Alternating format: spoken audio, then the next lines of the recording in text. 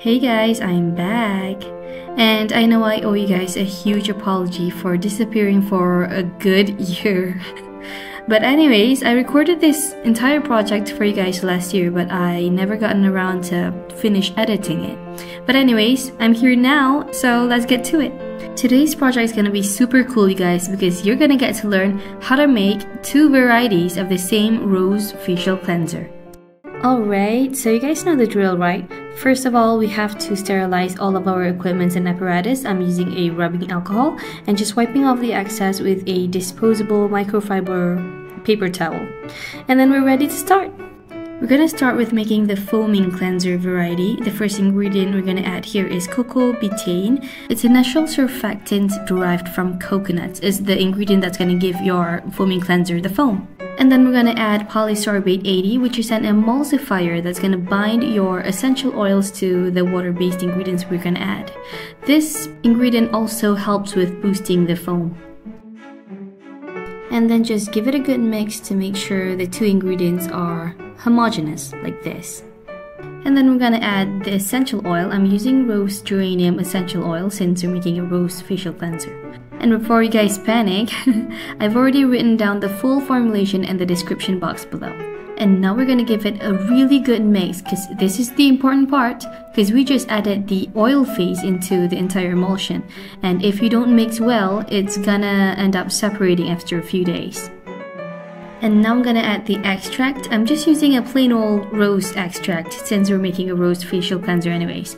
If you have other kinds of extracts like aloe vera extract or Centella asiatica, then go for it by all means, it's your product. Next we're gonna add glycerin, which is a common humectant. This is gonna keep your skin hydrated and prevent it from feeling too dry after cleansing. Now we're gonna add some preservative. I'm just using liquid Germall Plus as always. This is a common, easily found, broad spectrum preservative which works so well in most skincare products. You cannot skip preservative and you cannot replace it with vitamin E or Epsom salt or any other ingredients. Preservative is crucial, especially when your product contains water. Now give it another mix. And now we add distilled water to dilute the whole formulation. Now I use distilled water to keep the whole formulation simple, but if you want to switch it up or make it more luxurious, you can substitute the distilled water portion with either floral water or hydrosol. So once you start stirring the whole thing, it's gonna form some bubbles, but don't worry, just spritz it a little bit with rubbing alcohol and it's all good. And also don't worry about alcohol being in the products because as soon as it touches the bubbles, it's gonna evaporate. And now my favorite part! We get to tint this product whatever color we like, and I choose red because this is a rose foaming cleanser. And whatever color you choose to use, just make sure that it's a water-based colorant and not an oil-based colorant, because this foaming cleanser is mostly water, and an oil-based colorant will just float in the product. And just like that, we're done! Now it's time to package it. But make sure to get yourself one of these foaming pump bottles. It's gotta be a foaming pump cap. Without it, it's not gonna work since this is a foaming cleanser. A foaming cleanser pump will always have that little space under the cap for it to capture air and pump the air into the solution. And we're done with the foaming cleanser! How easy was that? So now let's make the gel version of this cleanser. First of all, as usual, we're gonna have to sterilize all of our equipment. I'm just gonna fast forward that because you already know how to do that. So most of the ingredients are gonna be exactly the same, but the steps are gonna be slightly different. We're also gonna add a gelling agent to this product. So we're gonna start off with adding the glycerin, which is the humectant. And to it, I'm going to add the gelling agent. In this case, I'm using transparent Xanthan Gum or Xanthan Gum Clear. This is actually the cosmetics grade Xanthan Gum that is going to create a nice and clear gel. It's not the same as the fruit grade Xanthan Gum. That one is not going to give a clear gel, but this one will. Now the most important part about using a gelling agent in your product is to make sure that it is well hydrated before you add it to the rest of your product. Because if you do not hydrate it properly, it's gonna clump up in your product and it's gonna be such a fuss to just get rid of the clump and to dissolve the whole thing. In this case, the glycerin acts as the base to hydrate the xanthan gum, so it's gonna disperse nicely when we go to use it. And now we add the distilled water to complete the gel. And again, if you want to make it more luxurious or more expensive, you can replace the distilled water portion with hydrosol or floral water.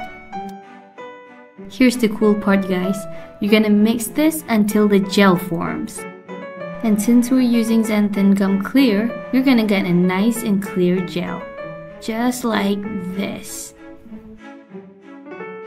Next, we're gonna add the surfactant, just like before. I'm using Cocamidopropyl Betaine.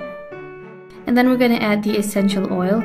This time I'm using Bulgarian rose essential oil. It smells so amazing, you guys.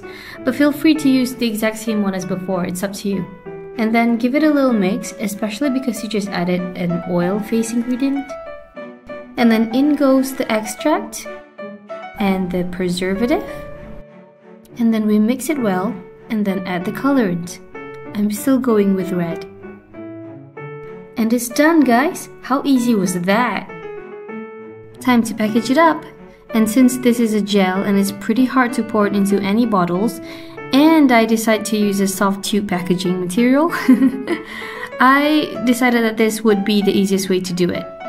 I'm actually just using a regular baker's piping bag, and then I fill up the bag and tie up the end so nothing spills out. And then I cut the tiniest hole ever, because the mouth of this tube is very, very small. So this way I don't spill anything. And just like that, we're done. Isn't she gorgeous? And that's it, guys. We just completed making 2 varieties of the same product, which is a rose cleanser.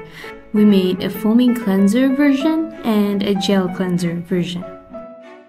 We're supposed to do a pH test at this point, but I forgot. But you guys feel free to do your own pH test on this product. For the gel cleanser, you can go as low as 4.5 pH, which is the ideal pH for sensitive skin, is between 4.5 to 5.5. But for the foaming cleanser, unfortunately, you can't really go much below pH 6 if you want to get luscious, fluffy bubbles. Look at that gorgeous, thick, fluffy foams. You only need to use about 2 to 3 pumps per usage, so 100 ml of this formulation can last you about 2 months, or more, depending on how you use it.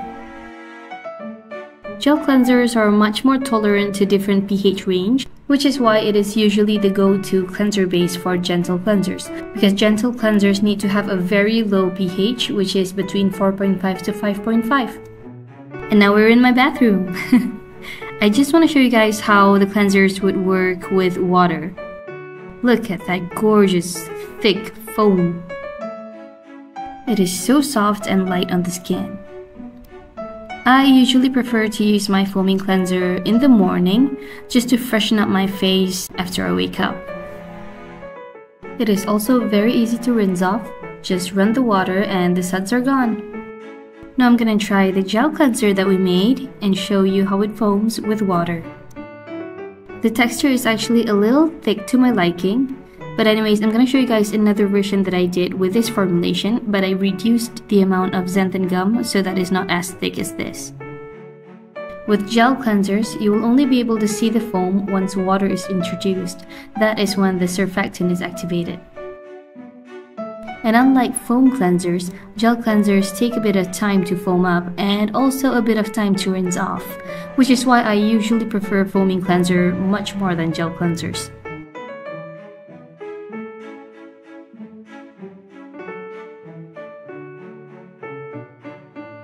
This is another version of the gel cleanser that I made using the exact same formulation, except that I reduced the xanthan gum usage by half.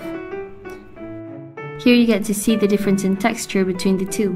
The one above is the one that we just made in this video, and the one below is the one that I reduced the xanthan gum by half. It is much runnier.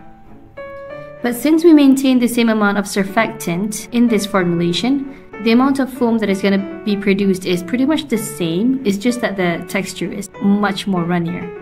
And that's it, guys, we're done. Let me know what you think of this project, and if you have any other products you want me to DIY for you, just drop your suggestion in the comment box below.